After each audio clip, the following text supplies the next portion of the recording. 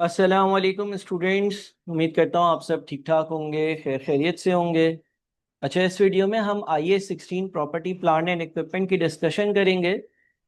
और डिस्कशन में हम जो चीज़ आज हाईलाइट करेंगे या हमारे लिए जो सबसे मेन चीज़ होगी वो है हमारा रीवैल्यूएशन मॉडल।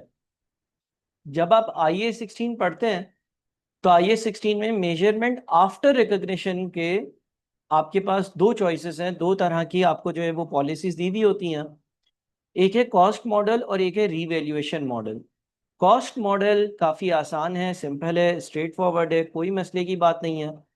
रीवैल्यूएशन मॉडल में जो है वो बहुत सारी टेक्निकलिटीज हैं।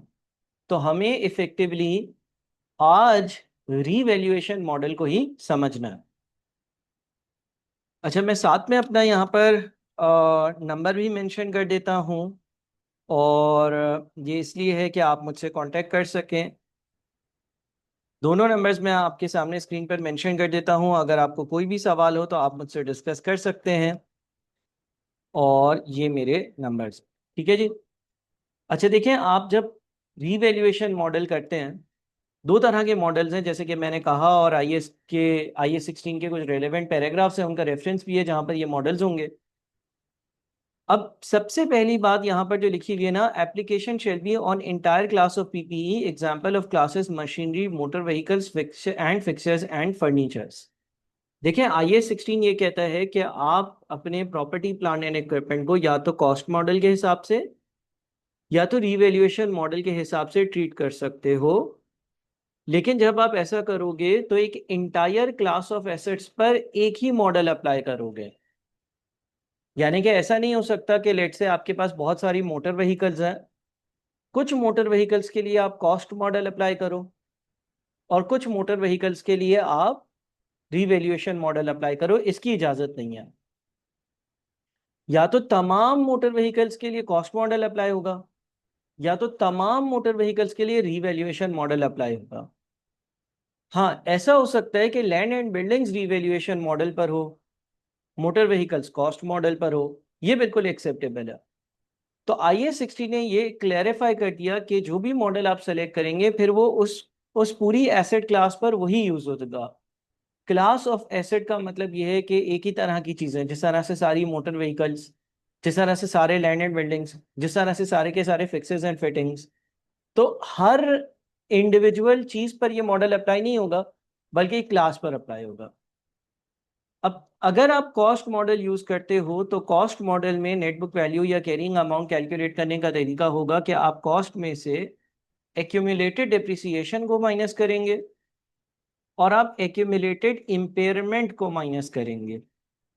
इम्पेयरमेंट का कॉन्सेप्ट आपके पास इम्पेयरमेंट वाले IAS इंटरनेशनल अकाउंटिंग स्टैंडर्ड में सिखाया जाएगा।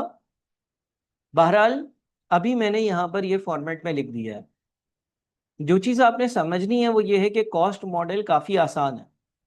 कॉस्ट मॉडल में आप जो भी एसेट की कॉस्ट होती है, जितने पर आपने एसेट खरीदा है, उसमें से जितने भी साल गुजरे उसकी एक्यूमुलेटेड डिप्रिसिएशन को माइनस कर रहे होते हैं। 2 साल गुजरे हैं तो 2 साल की, 3 साल गुजरे हैं तो 3 साल की।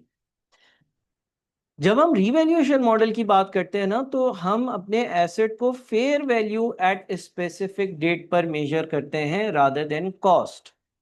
अब कॉस्ट प्राइस की डेफिनेशन और फेयर वैल्यू की डेफिनेशन अलहदा है। तो रीवैल्यूएशन मॉडल में हमारा एसेट फेयर वैल्यू पर मेजर हुआ होता है और उसमें से उसकी सब्सिक्वेंट एक्यूमुलेटेड डेप्रिसिएशन और एक्यूमुलेटेड इंपेयरमेंट माइनस कर कर कैरिंग अमाउंट की वैल्यू आती है। अब हमें जो आज समझना है वो ये है कि ये जो रीवैल्यूएशन मॉडल है ना, इसका सारा हिसाब किताब कैसे चलता है, क्योंकि इसमें बहुत सारी डिस्कशंस हैं। फिर जब हम सवाल करेंगे तो दोनों मॉडल्स आ रहे होंगे, अप्लाई कर रहे होंगे हम, तो हम उसको बेहतर तरीके से और भी समझ लेंगे।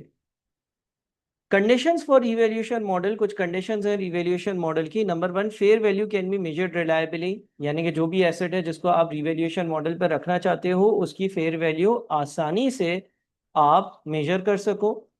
Entire class of PPE shall be revalued, और मुकम्मल क्लास ऑफ जो पर्टिकुलर एसेट होगा वो रीवैल्यू होगा। यानी कि अगर आपके पास 5 मोटर व्हीकल्स हैं तो पांचों मोटर व्हीकल्स को आप रीवैल्यू कर कर उसकी फेयर वैल्यू पर लेकर आओगे, एक या दो को नहीं। अब इसको जरा हम समझते हैं Majid. Accounting entries for revaluation model, revaluation model में अकाउंटिंग एंट्रीज क्या होंगी? सबसे पहले जब आप रीवैल्यू करोगे किसी एसेट को तो उसकी जितनी भी पिछली डेप्रिसिएशन होगी वो उसकी बुक से हटाओगे, एक्यूमुलेटेड डेप्रिसिएशन के अकाउंट को डेबिट करोगे और एसेट की वैल्यू से उसको रिड्यूस करोगे, यानी कि एसेट के अकाउंट को क्रेडिट करोगे। उसके बाद गेन या लॉस ऑन रिवैल्यूएशन कैसे बुक होगा? अगर गेन है तो एसेट डेबिट होगा और gain on revaluation account credit होगा। अगर लॉस है तो लॉस ऑन रिवैल्यूएशन डेबिट होगा और एसेट का अकाउंट क्रेडिट होगा। बहरहाल ये इतना आसान नहीं है जितना आसान यहाँ नज़र आ रहा है। इसको अभी हमें मज़ीद डिटेल में देखना है, मुख्तलिफ केसेस देखना है। तो अब आपके पास आ रहा है सबसे पहला केस। सबसे पहला केस क्या है भाई? अब हम रिवैल्यूएशन का गेन या लॉस समझने जा रहे हैं। सबसे पहला केस वो है जिसमें एसेट जो है ना अभी कॉस्ट पर वैल्यूड था और आपने उसको रीवैल्यू अपवर्ड्स किया। यानी कि कोई चीज़ आपने खरीदी थी, उसकी आपने डिप्रिसिएशन चार्ज कर दी पहले साल की। मान लीजिए कोई चीज़ आपने 100 रुपए की खरीदी, 10 रुपए पहले साल की डिप्रिसिएशन है वो चार्ज कर दी, अब वो 90 रुपए पर आपकी बुक्स में आ रहा है और आपको उसको रीवैल्यू करना है। रीवैल्यू करने का मतलब ये है कि आप उसको फेयर मार्केट वैल्यू पर रिकॉर्ड कर रहे होगे। मार्केट में आपने उस एसेट की वैल्यू देखी तो वो उसकी कॉस्ट से मुख्तलिफ थी। अब जरा इसको समझते हैं। देखिए मैंने लिखा हुआ है asset carried at cost comma revalued upwards. Asset carried at cost comma revalued upwards. कोई अगर ऐसा एसेट हो जो आपकी बुक्स में आज तक रीवैल्यू नहीं हुआ, पहली बार रीवैल्यू हो रहा है और उसकी रिवैल्यूएशन अपवर्ड्स हो रही है, यानी कि जब मैंने मार्केट में उसकी वैल्यू मालूम करी उस एसेट की तो वो कंपैरेटिवली ज्यादा थी। एंट्री क्या पास होगी? Asset debit revaluation surplus credit. Revaluation surplus एक आपके पास statement of changes in equity में लाइन आइटम आ रहा होगा। रिवैल्यूएशन सरप्लस इक्विटी का हिस्सा है। आप एसेट को जितने भी अमाउंट से आपने उस एसेट की वैल्यू इंक्रीज करी है डेबिट करोगे और रिवैल्यूएशन सरप्लस के अकाउंट को क्रेडिट करोगे। एग्जाम्पल ले लेते हैं। On 31 December 2025 a building with cost of rupees 100 million and accumulated depreciation of rupees 10 million was revalued upwards to rupees 108 million। 31 दिसंबर 2025 वाले दिन एक ऐसी बिल्डिंग जिसकी कॉस्ट 100 थी, एक्यूमुलेटेड डेप्रिसिएशन 10 थी, इसका मतलब नेट बुक वैल्यू कितनी थी? 90।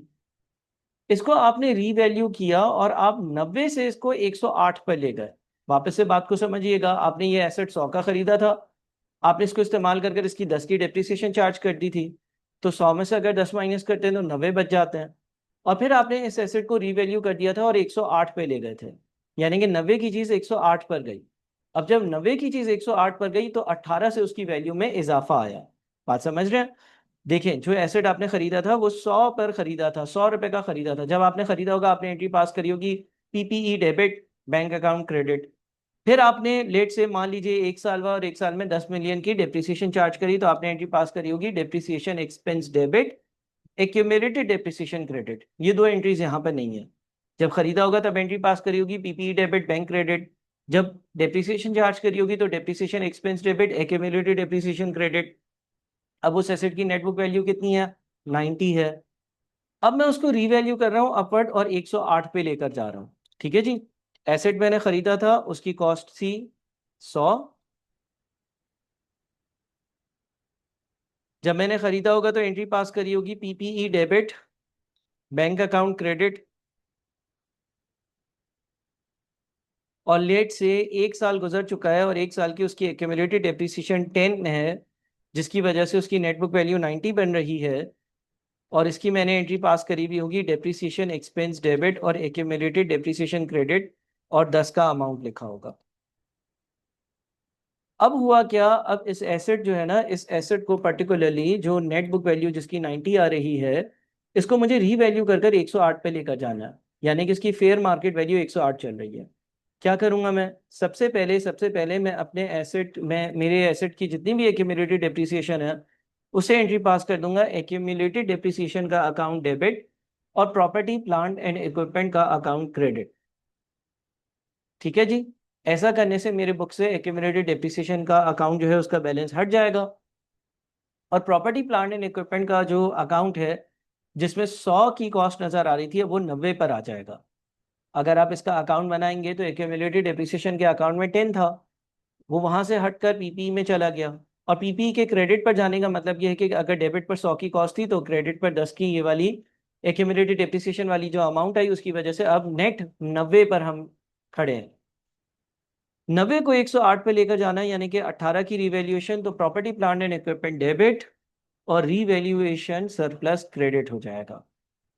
ये आपके पास तब की एंट्री है जब आपका एसेट कॉस्ट पर हो, जब आपका एसेट कॉस्ट पर हो और आपको उसको रीवैल्यू अपवर्ड्स करना हो। आपका एसेट कॉस्ट पर था और उसको आप रीवैल्यू अपवर्ड्स कर रहे हो, तो आपने ये एंट्री पास कर दी। सेकेंड आ जाते हैं asset carried at cost revalued downwards. कभी कभी ऐसा होगा कि आपका जो एसेट है जो कि कॉस्ट पर है उसको आप रीवैल्यू डाउनवर्ड्स कर रहे होगे, भाई किसी चीज की वैल्यू गिर गई। उस केस में आप प्रॉफिट एंड लॉस अकाउंट को डेबिट करोगे, रिवैल्यूएशन सरप्लस को डेबिट नहीं करोगे। क्या सर कभी भी नहीं करेंगे? नहीं, अगर रिवैल्यूएशन सरप्लस पहले से क्रिएट हुआ हुआ होता तो हम करते। वो एग्जाम्पल अभी बाद में आएगी। मैं वापस से अपनी बात को रिपीट करता हूं। अभी मैं जो एग्जाम्पल कर रहा हूं वो ये है कि एसेट जो है वो कॉस्ट पर है और पहली बार उसकी रिवैल्यूएशन हो रही है और पता चला कि जितनी उसकी बुक्स में वैल्यू थी उससे उसकी कम वैल्यू बन रही है, तो मैं उसको रिवैल्यू कर रहा हूं डाउनवर्ड्स। मैं उसको रिवैल्यू कर रहा हूं डाउनवर्ड्स। यहां पर ये पिछले एग्जाम्पल से लिंक नहीं है। पहले से कोई रिवैल्यूएशन सरप्लस क्रिएट नहीं हुआ हुआ। अगर पहले से कोई रिवैल्यूएशन सरप्लस होता है तो पहले वो खत्म किया जाता है।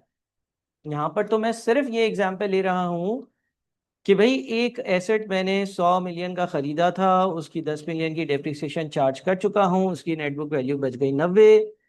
अब मैं उसको रीवैल्यू कर रहा हूं और उसकी रिवैल्यूएशन हो रही है रीवैल्यू डाउनवर्ड्स ₹270 मिलियन। क्या एंट्री पास होगी? पहले तो एक्यूमुलेटेड डेप्रिसिएशन का अकाउंट जो है उसका बैलेंस खत्म होगा, तो एक्यूमुलेटेड डेप्रिसिएशन का अकाउंट डेबिट होगा, प्रॉपर्टी प्लांट एंड इक्विपमेंट का अकाउंट क्रेडिट हो जाएगा। इस तरह करने से मेरी एक्यूमुलेटेड डेप्रिसिएशन की वैल्यू उस अकाउंट में जो थी वो खत्म हो जाएगी और पीपीई का अकाउंट जो है उसमें जो 100 पर एसेट था वो 90 पर आ जाएगा। 90 वाली चीज को 70 पे लेकर जाना है, यानी कि लॉस बुक करना है मजीद 20 का। तो उसकी वजह से पीएनएल डेबिट होगा 20 से और पीपीई क्रेडिट होगा 20 से। 90 वाली चीज अब 70 पर जा रही है। ठीक है जी। ये दोनों एग्जाम्पल सेपरेट है, मैं वापस बता दूं, ये एक बिल्कुल सेपरेट एग्जाम्पल है। इसमें हमारा एसेट अपवर्ड रीवैल्यू हो रहा था और ये वाली एग्जाम्पल जो अभी करी वो बिल्कुल सेपरेट है, इसमें हमारा एसेट डाउनवर्ड रीवैल्यू हो रहा था, यानी कि उसकी वैल्यू 90 से 70 पर जा रही थी।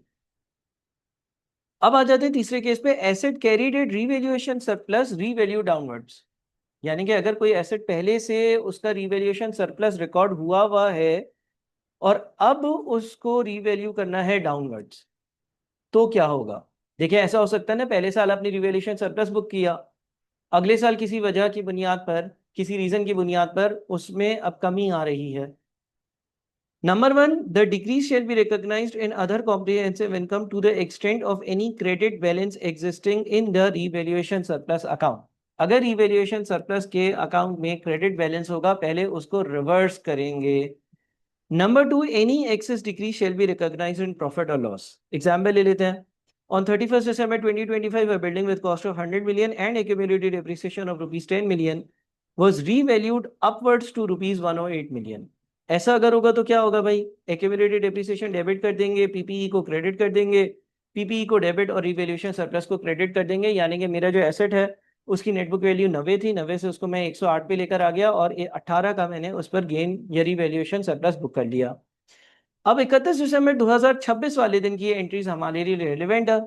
अब देखें, ये वो एसेट बन गया जिसको 2025 के आखिर में रीवैल्यूड अपवर्ड्स करा था और 18 मिलियन का रिवैल्यूएशन सरप्लस भी बुक कर चुके थे।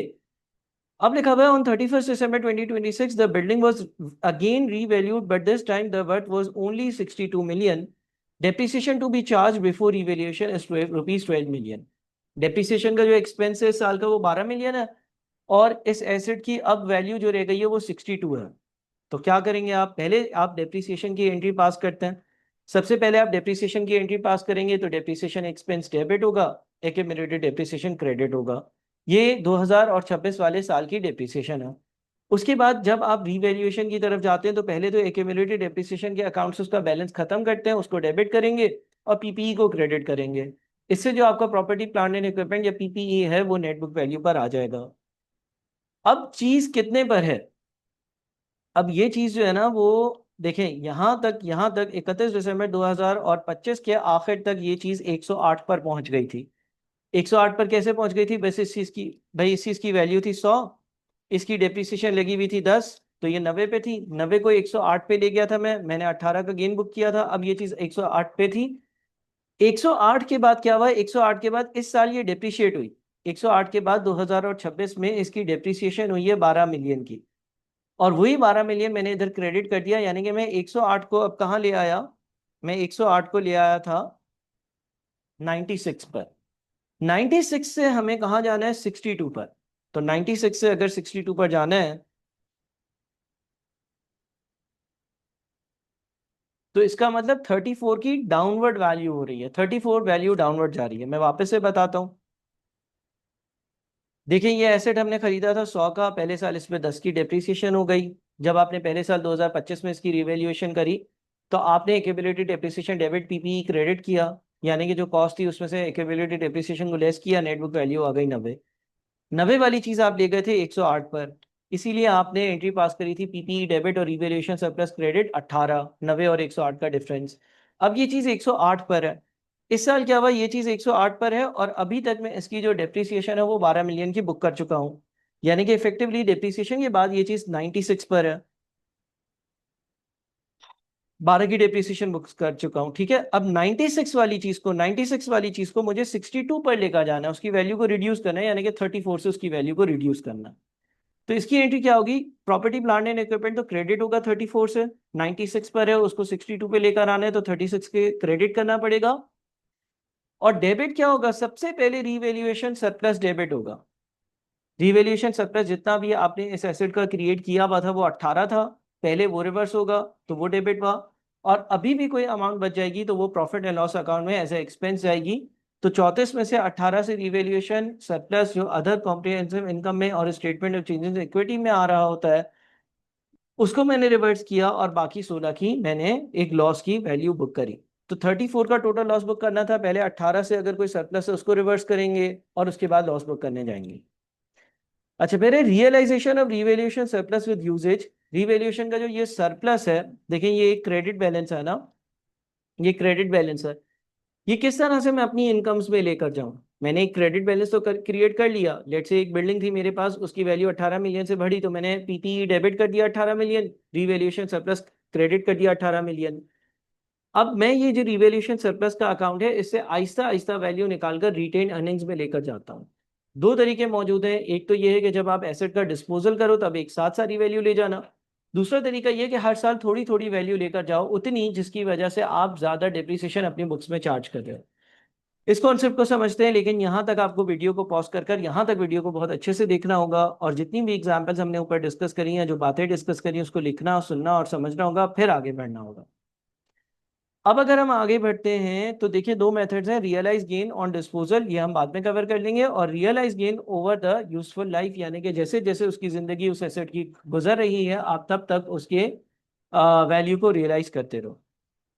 जनरल एंट्री क्या होगी भाई? Revaluation surplus debit retain earnings credit, यानी कि आप रिवैल्यूएशन सरप्लस को डेबिट करोगे, उसको आहिस्ता आहिस्ता कम कर रहे होगे, और रिटेन अर्निंग्स में उसकी इनकम को बुक करते जाओगे, रिटेन अर्निंग्स को क्रेडिट कर रहे होगे।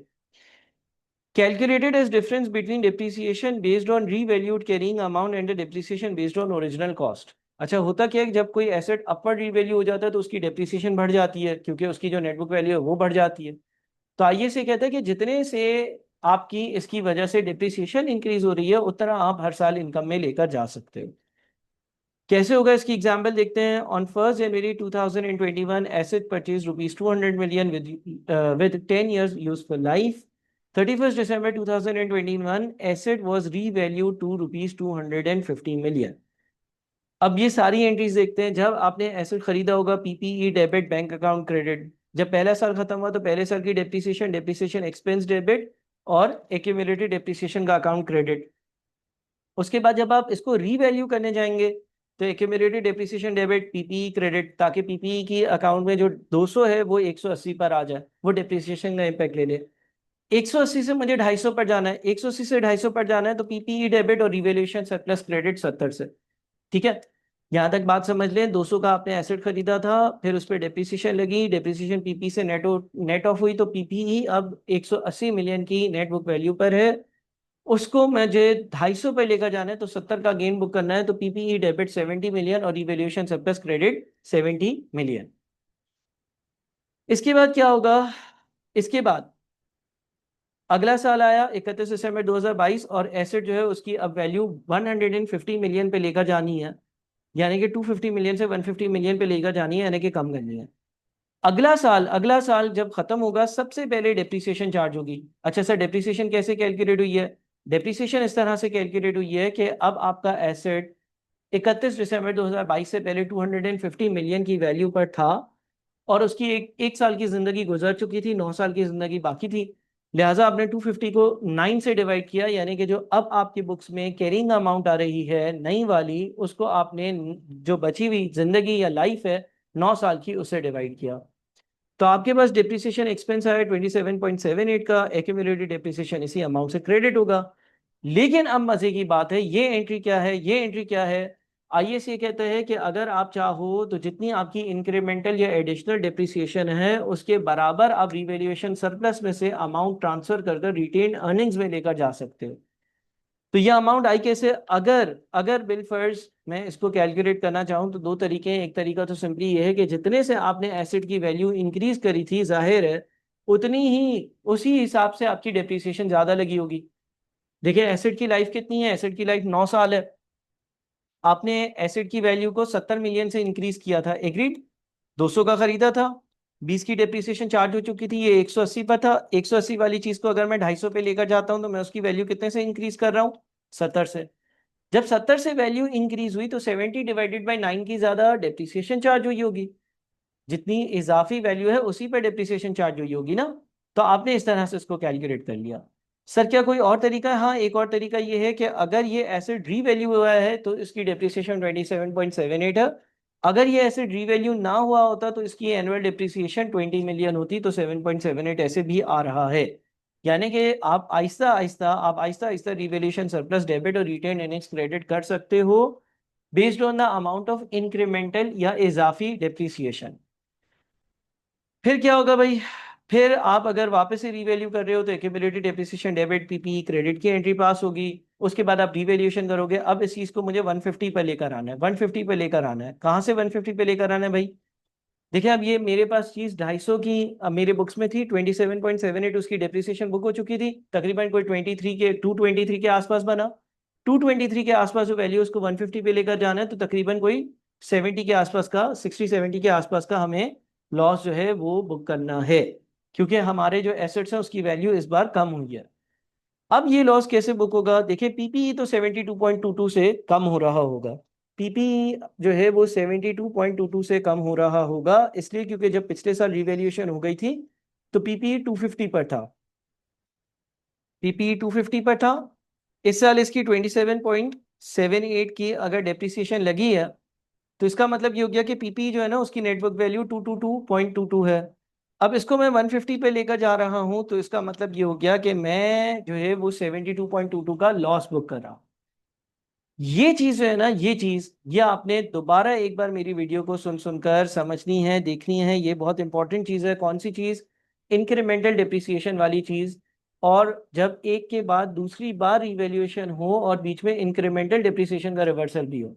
इंक्रीमेंटल डिप्रिसिएशन कैसे कैलकुलेट होगी? या तो रीवैल्यूड अमाउंट को, स्ट्रेट लाइन मेथड है तो लाइफ से डिवाइड कर दें, या तो आप ये देखें कि रीवैल्यूएशन के बाद क्या डिप्रिसिएशन है, और अगर रीवैल्यूएशन नहीं होती तो डिप्रिसिएशन क्या होती।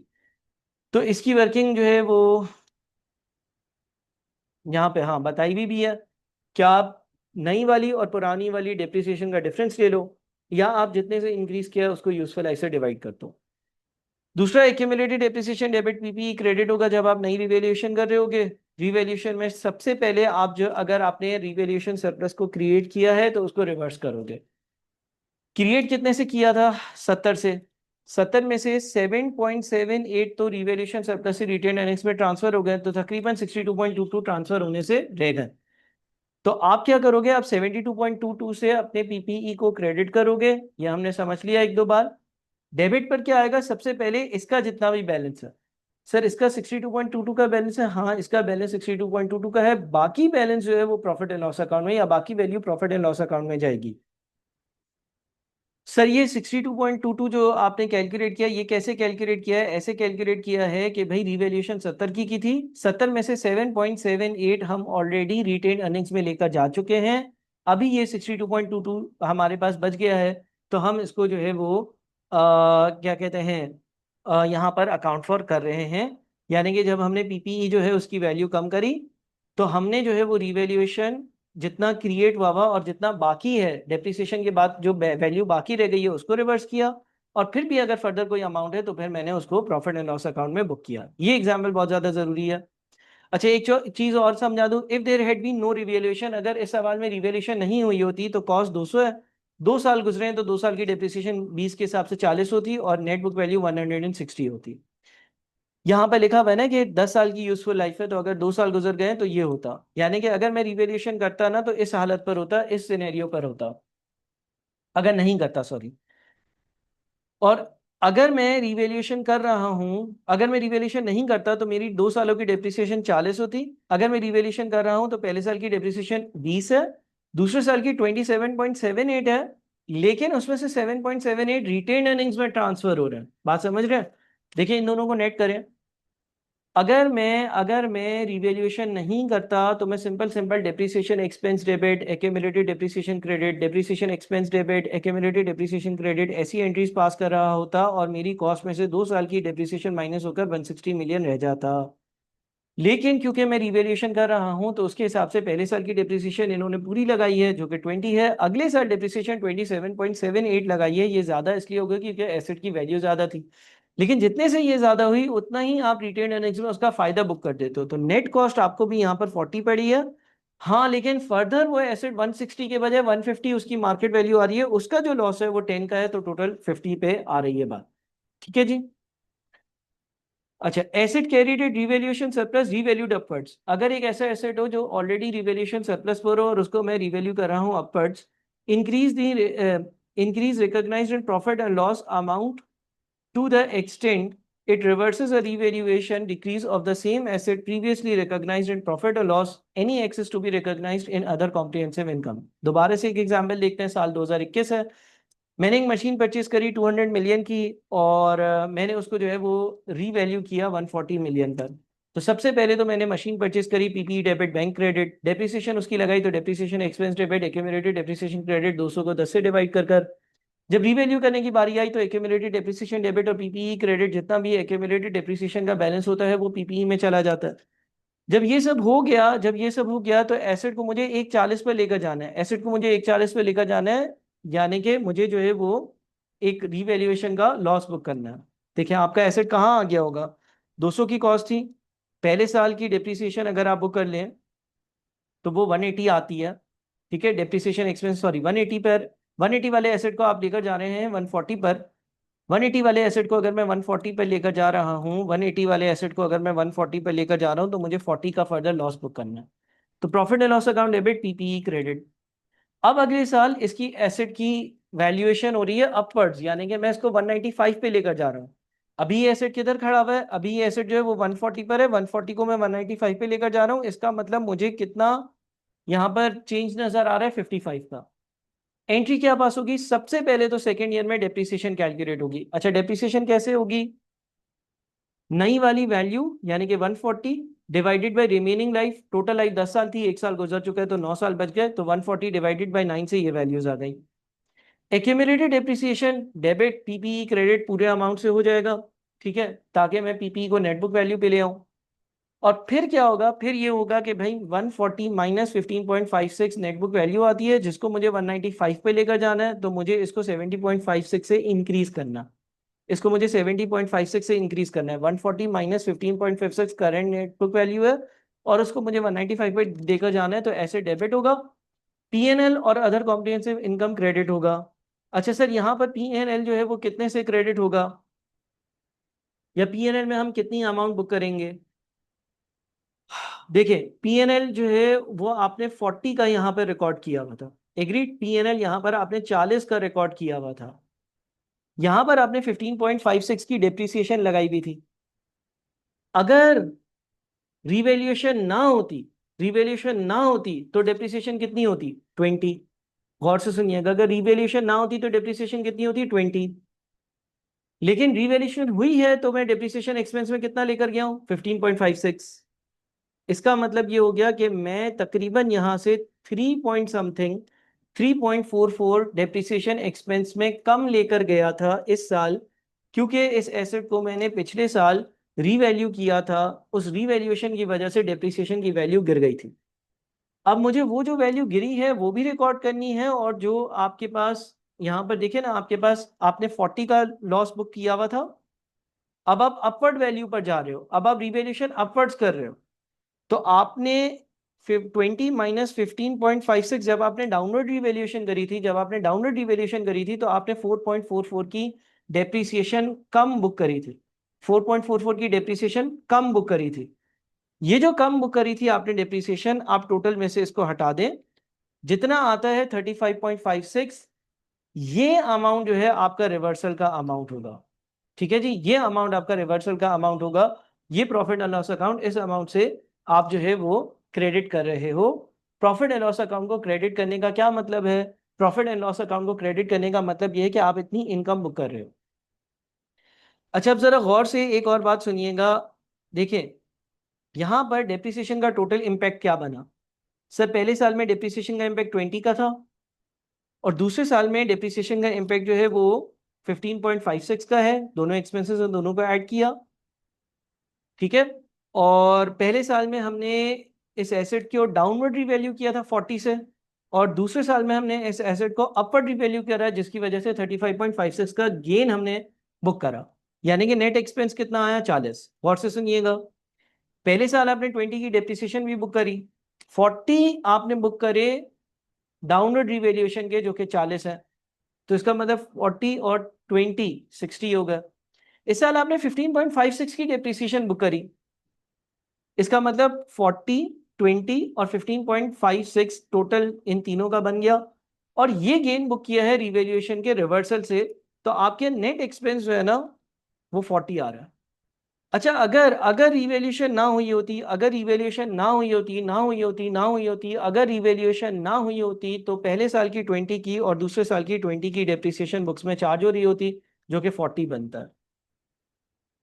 तो आपका ये इम्पैक्ट जो है वो एक दूसरे से मैच करेगा। जब हम बेसिकली रिवैल्यूएशन में रिवर्सल कर रहे होते हैं, तो रिवर्सल करते वक्त हम उतना रिवर्सल बुक करते हैं कि जिससे हम उस ओरिजिनल पोजीशन पर आ जाएं जो अगर रिवैल्यूएशन ना हुई होती तो होता।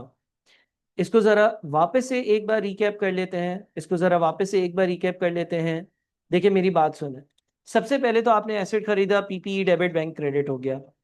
पहले साल की डेप्रिसिएशन बुक करी, depreciation expense debit accumulated depreciation credit हो गया। जब आपने इसको रीवैल्यू करना था तो आपने उस डेप्रिसिएशन को नेट ऑफ किया अपने पीपीई की वैल्यू से, तो accumulated depreciation debit PPE credit हो गया। आपका पीपीई 200 - 20 यानी कि 180 पर आ गया। अब आप उसको 180 से 140 पे लेकर जा रहे हो, तो आपने 40 का लॉस बुक कर लिया, प्रॉफिट एंड लॉस अकाउंट को डेबिट किया और पीपीई को क्रेडिट कर दिया।